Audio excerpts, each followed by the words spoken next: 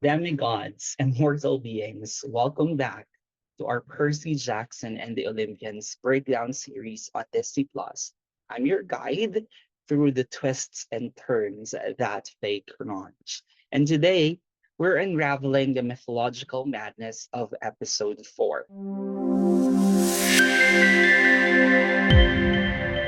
Episode 4 takes us to new heights, quite literally, as Percy faces an ancient threat beneath the Ark in St. Louis. It's a plunge into the heart of mythology, and the stakes have never been higher. The episode begins with the sound of water bubbling to what seems to be a flashback turned into a dream.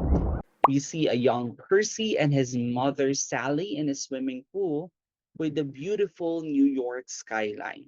Sally enrolls Percy in swimming, preparing him for the time he might need that skill. We see a hint in the color of their clothes, blue and white, to a relationship to his father. Sally becomes impatient with Percy's stubbornness to go swimming. We hear a line that would echo later in the episode. When that happens, so I need to make sure you can do it. Breathe. What? Just breathe, Mommy. A line that Sally taught Percy. You'll always be here. How innocent. When the whistle blows, we cut to the dream sequence of Percy hearing Kronos again. Hello again, little hero. Kronos greeted the young Percy Jackson, What sort of trouble are you up to now? probably recalling his impertinence in the previous episode. Then the voice mentions, She is coming. this is a signal of the antagonists we will meet in the episode. Percy woke up from that nightmare, and we see our heroes sleeping inside the train. We listen to their conversation as the character of Annabeth gets more fleshed out. She recalls the time with her mortal family and how Luke and Thalia found her. She mentions, When Luke and Thalia found me, Luke cared for me right away. But Thalia, she made me earn it. so Percy thought she was doing the same thing as what Thalia did to her. Percy questions the ways of the god. Gotta burn an offering to get a parent's attention. Gotta beat up on Clarice just to get my father to admit he's my father. It isn't supposed to work that way. Annabeth recalls her time with her mortal family. Rather than being born conventionally, Athena's children are genetically constructed from a thought in the goddess' brain as a gift to whomever she falls in love with. They exhibit the same genetic traits as their mortal parents, though Athena's celibacy and her dedication to wisdom means her offspring are literal brain children of the Greek deity. She reveals that her childhood used to be happy and she was treated as a gift until her father met another woman and sired more children, which saw her life turn sour. This led to our heroine running away only to be found by Luke and Thalia on the streets. But Annabeth explains that it's all the same with humans, and at least with the gods, it's easy. It isn't the gods who think that way. It's everybody. But at least with the gods, you know the rules. Show them respect and they'll be in your corner no matter. Which is ironic given what we know will happen later in the episode. While they were having breakfast on the train, Percy asked a stupid question. No idea. But that's like step 37, and we're still on step 4. Cross that bridge when we get there. This is true for most of the hero quests. They will not worry about a possible future problem, but will deal with it when it happens. After seeing a group of wild centaurs, just like in the graphic novel, Grover reveals that the environmental damage to the world by humans deeply affects satyrs and other Greek creatures who rely heavily on nature. He mentions that there was once a god dedicated to the preservation of nature named Pan, though the damage to Earth caused by humans led to his disappearance. It has been Satyr's goals to look for the lost god, as many have gone through the quest as a searcher instead of the usual protector, just like Grover's uncle Ferdinand. Grover unravels his lifelong dream to search for the lost god of the wild, Pan. When the railroad police showed them that their cabin has been trashed, a concerned woman appeared. The concerned woman said she needed some alone time with the trio until Grover noticed some shards of glass in her jacket and hair. Her concerned voice turned into a serious one as she was revealed to be the mother of monsters, Echidna. Echidna talked about her relationship with Percy. Considering my grandmother is your great grandmother, and this has always been a family story. A possible tease for the future of this show, where Gaia, the personification of Mother Earth and a primordial being who serves as the big bad of the Heroes of Olympus series. Echidna views demigods as monsters, dangerous, disruptive, and violent, and she has to stand in the way of monsters like them. Echidna mentions that she's teaching her child to hunt, and she needs them to feel something such as fear, so her child would use that.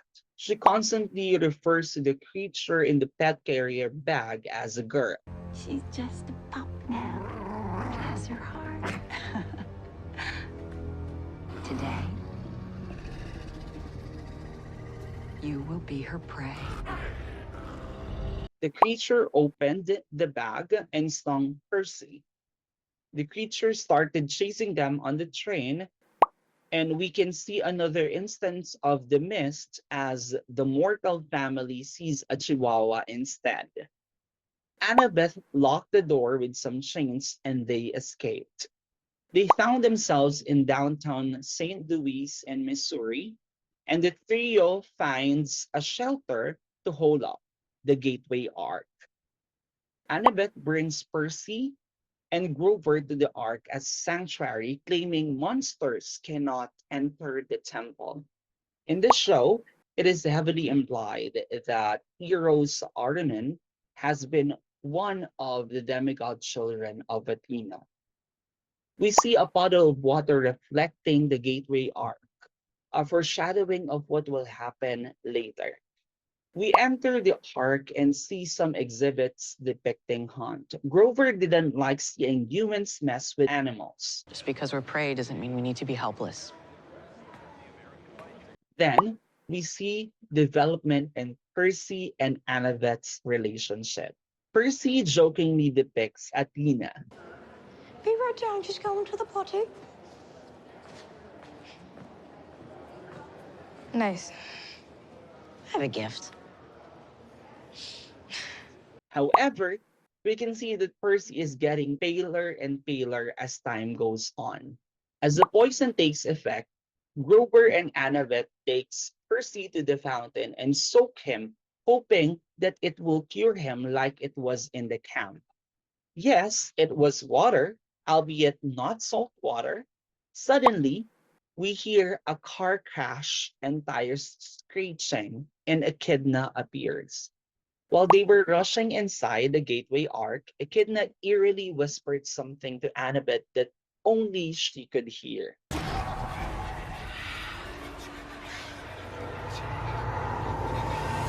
To their surprise, Echidna and her child can enter the ark. Grover saw Echidna and what he thought was the chimera chasing them inside. Annabeth reveals She said my impertinence wounded my mother's pride, and that will be my doom. that refers to her agreeing to Percy to ship Medusa's head to Olympus in the previous episode. In the source material, Zeus sent Echidna and the Chimera in pursuit of Percy, but in the show, it was implied that Athena removed her magic and allow the two monsters to enter her temple. The climactic confrontation of this episode happened on top of the ark. Annabeth volunteers to fight the Chimera, and Percy offers an Aklusmos riptide. Once handed it to her, he pulled her and locked himself on top. We finally see the true form of the Chimera, who first appeared on the train earlier as a Chihuahua. Chimera is a she goat, which is usually represented as a lion with a goat's head in the middle of its back, with a tail that ends in a snake's head. In the books, Echidna constantly refers to the chimera as son or sunny, but given that she is a she goat, the show took liberty in swapping its gender. The appearance of the chimera is quite similar to the source material. It looks like a lion with snake skin or dragon skin and goat's horns. It opens its hood like the one Cobra has when it breathes fire. The battle is even more challenging than in the books. Percy is fighting both the Chimera and the Echidna while the poison is taking a toll on his stamina. Hanging into his life, Echidna mocks Percy that no one cares for him. Only someone cared enough for you to provide you with one. After a short battle with no victory, Percy plunges to his death and was sucked into the Mississippi River. In the books, the Gateway Arc is right above the Mississippi River, but in real life and in the show, it is further. According to Google Maps, it is about 500 feet away from the river. Aside from the modern updates, the author Rick Riordan said that he will fix this. While falling, the water from the Mississippi River grabs Percy. We can see a wide shot of how far Percy is falling, and in another shot, we can see his point of view, since the books are also in his POV. There were several news articles in the last year that the Mississippi River is being invaded by salt water from the Gulf of Mexico. This news could be added to the series justifying Poseidon's presence in the river. While Percy was in the river, he was visited by a Nereid, a water nymph, who serves as a messenger of Poseidon. We could hear a line that echoes his reminder to his mother earlier in the episode. Just breathe. The Nereid sounds like Sally, who mentions that Poseidon couldn't bear standing back. Percy looks as though the bubbles took the venom from his body and learns that he can breathe underwater. That wraps our breakdown of episode 4. I plunge to my death. If you enjoyed this mythical plunge into St. Louis and the challenges our heroes face, remember to like, subscribe, and ring the notification bell. Stay tuned for more demigod escapades. Until next time, may your arches be mythologically magnificent and your falls be flawlessly executed. Goodbye.